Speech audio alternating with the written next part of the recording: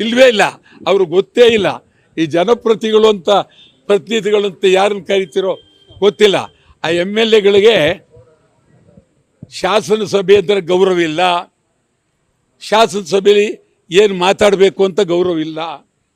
ಕನ್ನಡದ ಬಗ್ಗೆ ಒಬ್ಬರಿಗಾದರೂ ಇವತ್ತು ಆಯವ್ಯಯ ಮಂಡನೆ ಆದ ಮೇಲೆ ಸಿದ್ದರಾಮಯ್ಯನವ್ರಿಗೆ ಕೇಳಬೇಕಾಯಿತು, ಎಲ್ಲಿ ನೀವು ಹಣ ಕೊಟ್ಟಿದ್ದೀರಿ ಅಂತ. ಸಿದ್ದರಾಮಯ್ಯನವರ ಬಜೆಟ್ಟು ಬೇಕಾದ ಕಡೆ ಹಣ ಕೊಟ್ಟರು. ನಿಮ್ಗೆ ಹೇಳ್ತೀನಿ, ಚಾಮರಾಜನಗರ ಗಡಿ ಪ್ರದೇಶ ಒಂದು ನಯಾ ಪೈಸೆ ಕೊಟ್ಟಿಲ್ಲ. ಯಾರು ಅವ್ರನ್ನ ಕೇಳ್ತಾರೆ? ಚಾಮರಾಜನಗರದ ಅನೇಕ ಜನ ಸುಮಾರು ಸಾವಿರಾರು ಜನ ಮನೆಗಳಿಲ್ಲದೆ ಮೋಳೆಗಳಲ್ಲಿ ಬೀದಿಯಲ್ಲಿ ಬದುಕ್ತಾ ಇದ್ದಾರೆ. ಅವ್ರ ಮನೆಗಳಿಲ್ಲ. ಚಾಮರಾಜನಗರ ಕೇಳೋರಿಲ್ಲ. ಚಾಮರಾಜನಗರ 2ನೇ ಹಂತ ಕಾವೇರಿ ಇಲ್ಲ. ಚಾಮರಾಜನಗರಕ್ಕೆ 3 ಬಿಡುಗಾಸ್ ಕೊಡಲಿಲ್ಲ. ಚಾಮರಾಜನಗರವನ್ನು ಬೇವರ್ಸಿಗಿಂತ ಕಡಿಮೆಯಾಗಿ ಸಿದ್ದರಾಮಯ್ಯನವರ ಸರ್ಕಾರ ಕಂಡಿದೆ. ಸಮಾನವಾಗಿ ಹಣ ಹಂಚಬೇಕಾಗಿತ್ತು. ಕನ್ನಡ ಮಾಧ್ಯಮ ಶಾಲೆಗಳನ್ನು ಕಡೆಗಾಣಿಸಿದ್ರು, ಗಡಿನಾಡು ಕಡೆಗಾಣಿಸಿದ್ರು. ನಿಮ್ಗೆ ಹೇಳ್ತೀನಿ, ಕಾಸರಗೋಡು, ಸೊಲ್ಲಾಪುರ, ಅಕ್ಕಲಕೋಟೆ, ಜತ್, ಗಡಇಂಗ್ಲೇಜ, ಹೊಸೂರು, ತಾಳವಾಡಿ, ಏನು ಅಲ್ಲಿ ಸುಮಾರು 2 ಕೋಟಿ ಕನ್ನಡಿಗರಿದ್ದಾರೆ.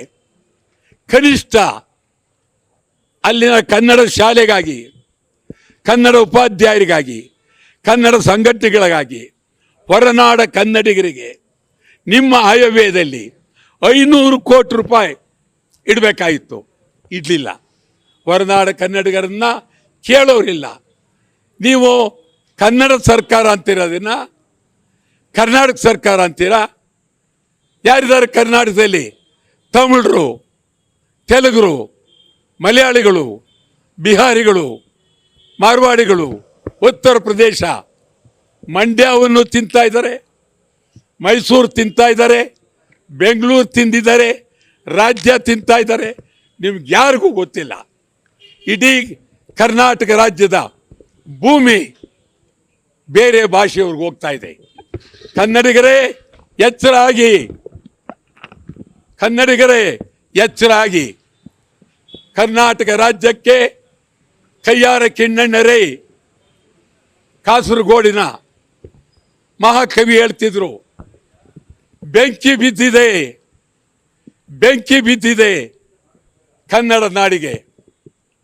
ಸುಮಾರು 25 ವರ್ಷಗಳ ಹಿಂದೆ ಹೇಳಿದ್ರು.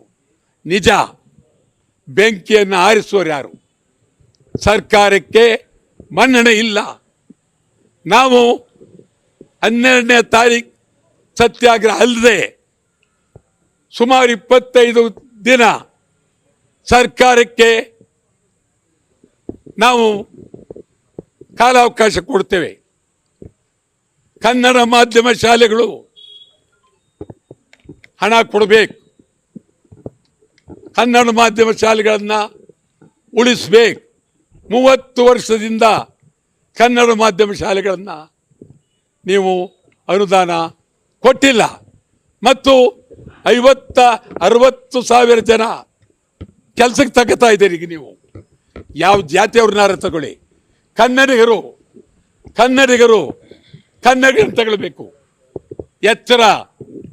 ಇಡೀ ರಾಜ್ಯದಲ್ಲಿ ಪರಭಾಷೆಯವರ ದಾಳಿ ಜಾಸ್ತಿ ಆಗಿದೆ. ಪರಭಾಷೆಯವರು ಕನ್ನಡಿಗರನ್ನ ತುಳಿತಾ ಇದ್ದಾರೆ. ಪರಭಾಷೆಯವರು ಕರ್ನಾಟಕದಲ್ಲಿ ಕನ್ನಡಿಗರನ್ನ ಗುಲಾಮರಂತೆ ನೋಡ್ಕೊಳ್ತಾ ಇದ್ದಾರೆ. ನಮ್ಮ ರಾಜಕಾರಣಿಗಳು, ಶಾಸಕರಾಗಲಿ, ಪಾರ್ಲಿಮೆಂಟ್ ಸದಸ್ಯರಾಗಲಿ, ಮಂತ್ರಿಗಳಾಗಲಿ ಯಾರಿಗೂ ಬೇಕಾಗಿಲ್ಲ ಕರ್ನಾಟಕ. ಇದು ಸಮಗ್ರ ಕರ್ನಾಟಕ. ಕನ್ನಡ ಚಳವಳಿ ಪಕ್ಷ ತೀವ್ರವಾಗಿ 12ನೇ ತಾರೀಕಿನಿಂದ ಹೋರಾಟ ಮಾಡ್ತೇವೆ. ನಿರ್ಭೀತ, ನಿಷ್ಪಕ್ಷಪಾತ, ವಿಶ್ವಾಸಾರ್ಹ ಸುದ್ದಿಗಳಿಗೆ ಮತ್ತೊಂದು ಹೆಸರಾಗಿರುವ ನ್ಯೂಸ್18 ಕನ್ನಡ ಈಗ ಆಪ್ನಲ್ಲೂ ಲಭ್ಯವಿದೆ. ದಯವಿಟ್ಟು ಇಲ್ಲಿರುವ QR ಕೋಡ್ ಅನ್ನು ಸ್ಕ್ಯಾನ್ ಮಾಡಿಕೊಂಡು ಆಪ್ ಡೌನ್ಲೋಡ್ ಮಾಡೋದಕ್ಕೆ ಮರಿಬೇಡಿ. ನಿಮ್ಮ ಬೆಂಬಲ ಹೀಗೆ ಸದಾ ನಮ್ಮೊಂದಿಗಿರಲಿ. ಧನ್ಯವಾದ.